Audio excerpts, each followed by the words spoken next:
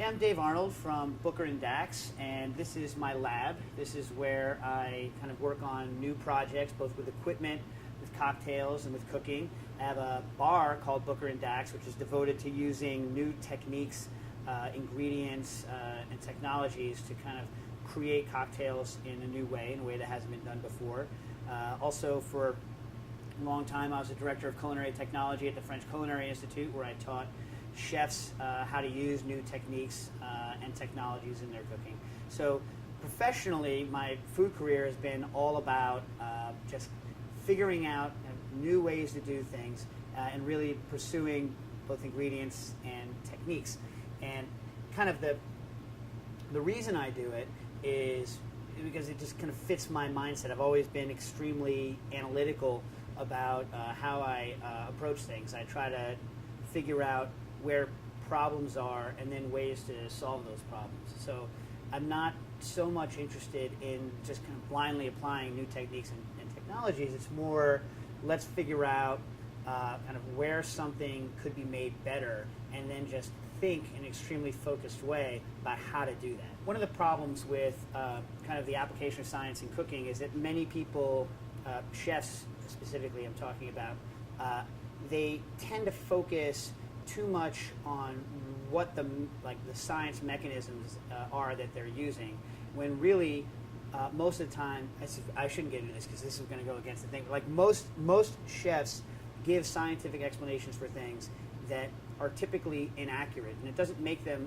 bad chefs, because what they're really best at, what they really share with the scientist, isn't a knowledge of science. It's the ability to observe what's going on with their ingredients and with their cooking process, and to treat it as an experiment in the same way that a scientist does, by controlling the variables.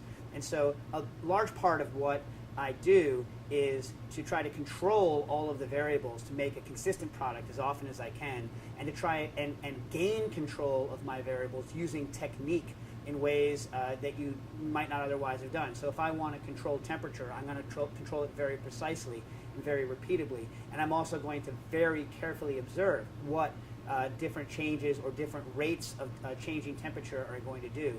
And the application of science to cooking, its main gain in terms of our ability to do things, is really about observation and repeatability and understanding how your ingredients function, much more than it is understanding any actual specific science behind what you're doing. I've been a lecturer at the actual live Harvard Science Cooking class. This is my third year, and I'm always very gratified that there's so many people coming into college now who are interested in this subject, who find it very interesting. And what I would say, from their perspective, as something to help them if they actually want to get into this, is don't just think about, hey, how can I take X, Y, or Z's cool technique and just switch around the ingredients to do the same thing that they did, just with different ingredients. That's not how you're going to push yourself forward. Really, it's learn cooking, right? And then the more you learn about actual cooking, the more deep your understanding is going to be of how new techniques and science can relate to that cooking. So you can't just start with science and then just try to apply that to cooking this way. You have to have a reason to apply the knowledge that you have together with the cooking. When I was an undergraduate, I was a philosophy major. And then right at the end of my college career, I became obsessed with fine arts, with sculpture, mainly because I learned how to weld. When I learned how to weld, it was like I started just building things nonstop. And it always my whole life been kind of a tech person. So most of my art was very technical, sculptures, performances, electronics. And then I slowly started to realize that I'd always had food as kind of a major focus, but I started to realize that I didn't really want to be in the art world anymore. I wanted to be in the food world, but I didn't necessarily want to be a chef. And I had spent, much of my time not only researching practice of cooking and cooking a lot, but the history of cooking, in parallel with a lot of my more technical work on the sculpture side.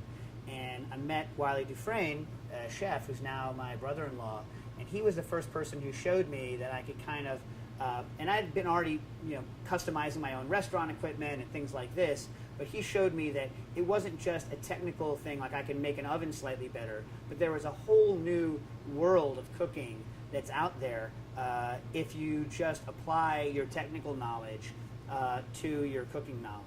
And so that was kind of the bright spark moment for me, where I said, "Wow, this is a whole new thing." Subsequently,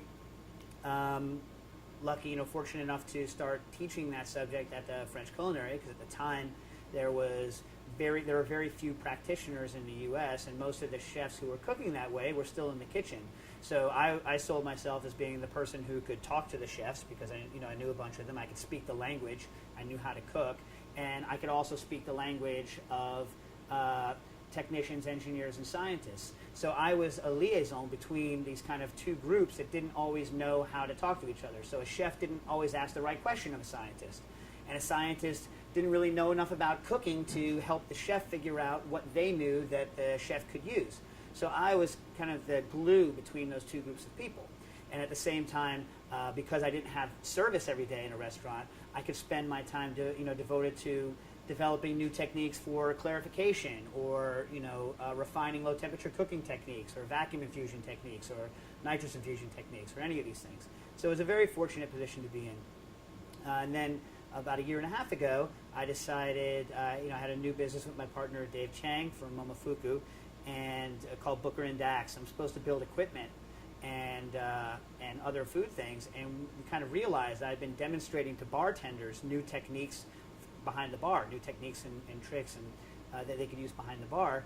And so they said, well, we don't really know how to start an equipment business. Why don't we just start a bar first? And so I did. It's Booker and Dax. And the focus of Booker and Dax is to show that using new techniques, even though we use a lot of them, isn't about making a drink flashy. I'm very much against, and this is something that I really, kind of always told myself at the French Culinary Institute, it's not about making something flashy. It's about making something different, or perfecting your technique. And so none of the cocktails that we serve at Booker and Dax have really crazy garnishes. They're not overloaded with lots of stuff. They're very simple drinks. Unlike a lot of people who use new techniques, I'm not there necessarily to push the flavor boundaries or to push people's comfort level. That's not my goal.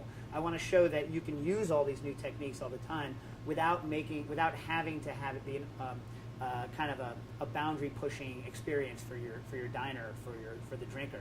And so I wanted to focus on that niche, using new techniques in a kind of a comfortable, friendly atmosphere, and still trying to execute at the highest level that we can. And so that's the kind of focus, to show that these new techniques aren't only for crazy or flashy presentations.